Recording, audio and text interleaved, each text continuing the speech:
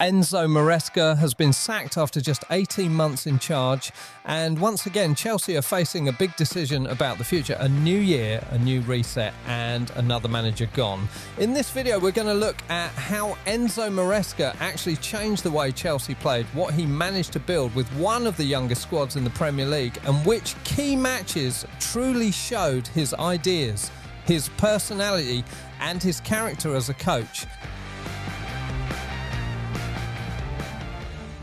When Maresca arrived at Chelsea, he didn't inherit a finished team. He inherited potential. Chelsea had the youngest squad in the Premier League, talented, energetic, but inconsistent and still learning how to win at the highest level. Managing that kind of group requires patience, clarity, and a very specific approach. Let's talk about work with players and tactical adaptability.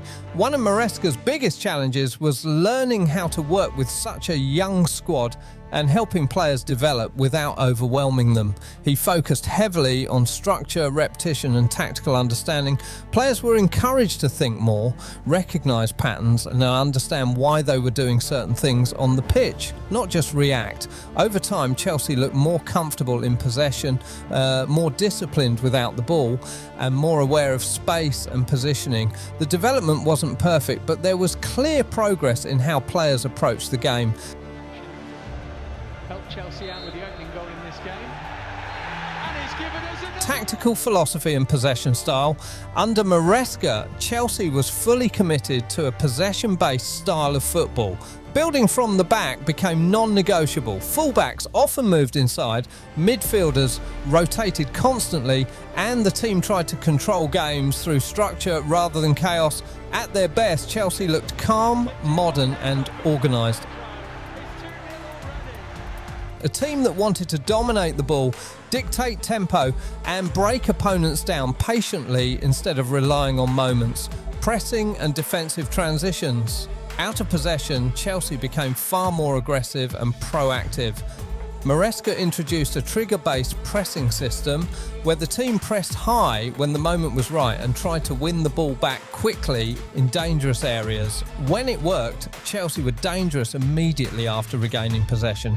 But when the press failed, the team could be exposed, especially against physical or direct Premier League sides. That balance between control and risk was something Chelsea never fully mastered. By the way, if you're a Chelsea fan and you train or play football yourself, we've left links in the description to some Chelsea-related gear and training essentials. They're great if you want to represent the club or bring a bit of that professional mindset into your own workouts. This new identity led to some genuinely impressive performances. Against PSG, Chelsea controlled the game, stayed compact and punished mistakes.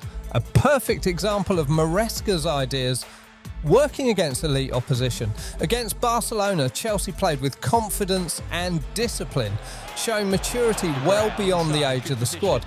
And even in matches against teams like Manchester City or Arsenal, Chelsea often matched them tactically, controlling phases of the game, staying organised and showing a clear football identity, even when the final result didn't go their way. Despite all of this, the final weeks told a different story. Chelsea's last matches were extremely poor, with dropped points, defensive mistakes and a visible lack of confidence. What a goal to Naka. Another recurring issue during Maresca's time at Chelsea was player discipline. The team regularly picked up red cards and unnecessary bookings, often losing control in key moments. Maresca, however, rarely took full responsibility for these incidents, explaining them as emotional moments and part of the game, a reflection of passion rather than a deeper problem. And beyond the results, there's a growing belief that Maresca's relationship with the club's leadership had broken down. At Chelsea, that rarely ends well. We've seen it before with managers like Thomas Tuchel and Mauricio Pochettino.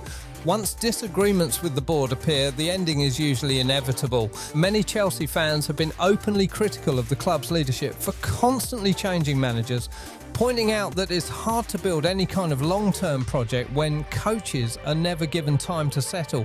At the same time, they watch clubs like Arsenal or Manchester United, where managers are trusted to shape the team over several seasons, and can't help but wonder why Chelsea isn't afforded the same patience. So now the question goes to you. Who should be Chelsea's next manager? Do they need experience, authority, or another long-term project? Let us know your thoughts in the comments, like the video, and subscribe for more football stories, analysis, and real conversations about the game.